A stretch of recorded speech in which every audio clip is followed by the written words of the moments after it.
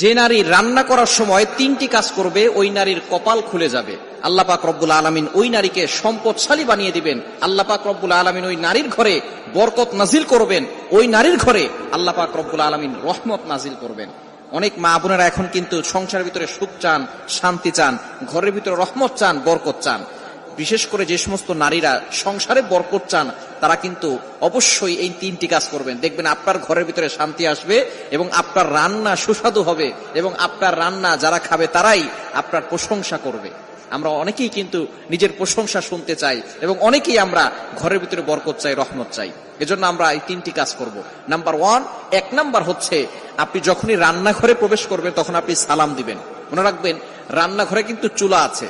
এই চুলা, গ্যাসের চুলা বলেন আর যে চুলাই বলেন, এই চুলা থাকার কারণে যখন আপনি রাতের বেলা সেখানে থাকেন না, এখানে কিন্তু জিন জাতি থাকার সম্ভাবনা আছে। এই জন্য যখনই আপনি রান্নাঘরে ঢুকবেন তখনই সর্বপ্রথম 1